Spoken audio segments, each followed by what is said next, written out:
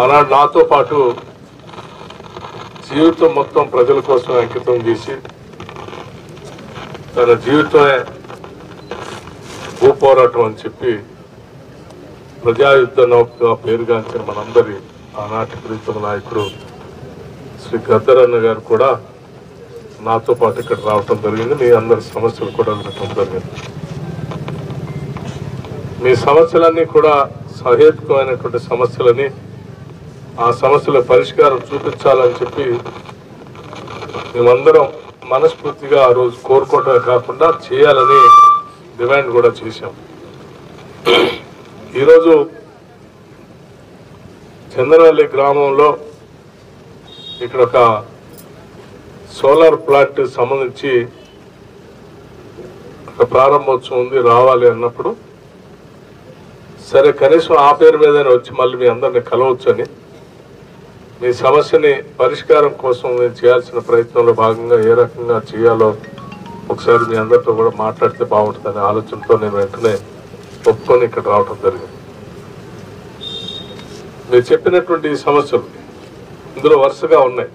Enjoyment survey సంబంధించి కానీ, కొద్దిమంది అసలు ఇందులో భూమిలో లేనటువంటి వాళ్ళు కూడా సర్వే చేసి కాంపన్సేషన్ ఇచ్చారని, అసలు భూమిలో ఉన్నటువంటి వాళ్ళకి కాంపన్సేషన్ రాలేదని, కొద్దిమందికి కాంపన్సేషన్ వచ్చినా పూర్తి ఎక్స్టెంట్ గా ఉన్నటువంటి భూమికి రాలేదని, ఇట్లా రకరకాల అవకతవకలతో కూడినటువంటి ఈ ల్యాండ్ ఎక్విజిషన్ పెద్ద ఎత్తున జరిగిందని, ప్రభుత్వానికి సంబంధించిన డబ్బు కూడా అసలైన అర్హత కలిగినటువంటి భూమిపైన ఉన్నటువంటి నిరుపేద ప్రజలకు రాకుండా వేరే వాళ్ళ చేతుల్లో కూడా పోయిందని చెప్పి చాలా స్పష్టంగా ఆనాడు చెప్పారు, ఈనాడు కూడా చెప్తా ఉన్నారు, రాసిచ్చిన దాంట్లో కూడా ఉంది. అంతే కదా. దీనికి సంబంధించి సమగ్రమైనటువంటి ఎంక్వైరీ చేపించి నిజమైన అర్హత కలిగినటువంటి భూమికి సంబంధించిన లబ్ధిదారులకి మేలు జరిగేటట్టుగా చూడమని ఆనాడు చెప్పారు, ఈనాడు కూడా చెప్తా ఉన్నారు. తప్పనిసరిగా నేను మీ అందరికీ మాటిస్తా ఉన్నాను, నిజమైన లబ్ధిదారులకి మేలు జరిగేటట్టుగా కాంపన్సేషన్ వాళ్ళకే వచ్చేటట్టుగా చూడాల్సిన బాధ్యత మా అందరిపైన ఉంది, చేస్తానని కూడా చెప్తాను. సమగ్రమైనటువంటి ఎంక్వైరీ చేయించడమే కాకుండా అర్హత లేకుండా, అర్హత ఉండి రైతులకు రావాల్సినటువంటి డబ్బు వాళ్ళకి రాకుండా కొద్దిమంది దళారుల మధ్యలో చేరి రైతులు లబ్ధిదారులు రావాల్సిన డబ్బులు కొట్టేసినటువంటి వాళ్ళపైన కూడా నీట్గా ఎంక్వైరీ చేయించి వాస్తవ విషయాలన్నింటినీ కూడా బయటకు తీసుకొచ్చే కార్యక్రమాలు చేస్తామని కూడా మీ అందరికీ చెప్తా ఉంటాం. అట్లాగే ఈ భూమికి సంబంధించిన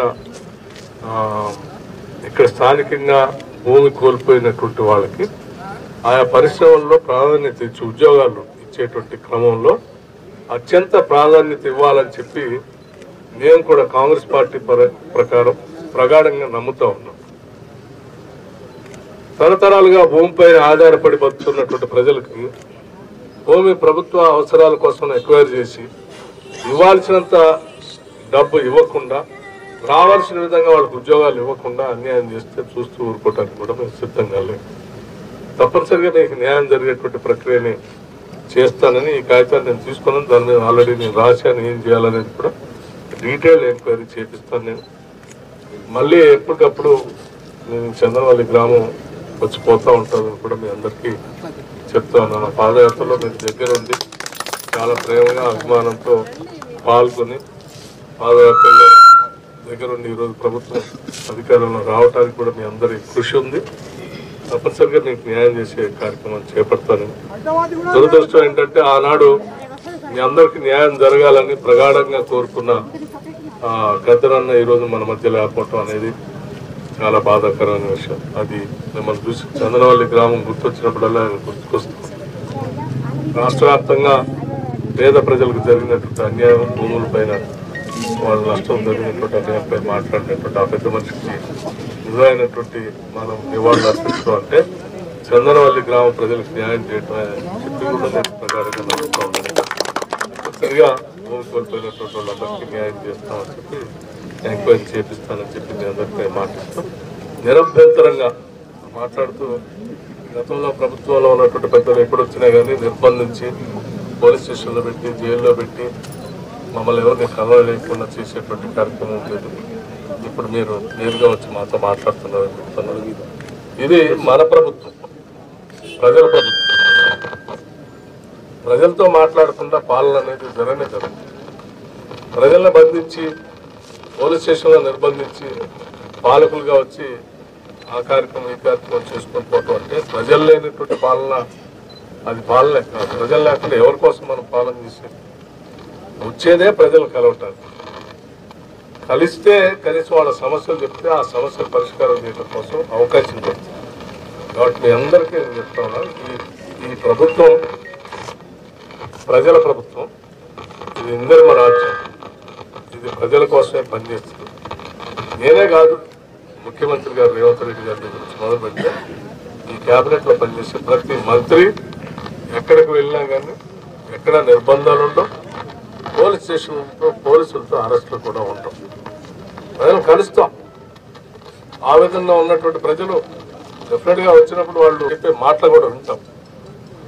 వినకపోతే రావాల్సిన అవసరం లేదు, కార్యాలయంలో కూర్చొని పనిచేసుకోవచ్చు. కాబట్టి నిర్బంధాలు ఉండవు. ఇది స్వేచ్ఛగా స్వతంత్రంగా తెలంగాణ రాష్ట్రాన్ని మనం రాష్ట్రం ఏర్పాటు సాధించుకున్న తర్వాత వచ్చినటువంటి స్వాతంత్రం, ఈ స్వాతంత్రం ప్రజలు స్వేచ్ఛగా అనుభవించవచ్చని చెప్పి కూడా నేను మీ అందరికీ తెలియజేస్తాను. మీ కార్యక్రమంలో ఇచ్చినటువంటి సూచనలన్నింటినీ కూడా తప్పనిసరిగా పరిశీలన చేస్తానని చెప్పి మీ అందరికీ మాటిస్తూ సెలవు తీసుకుంటాను.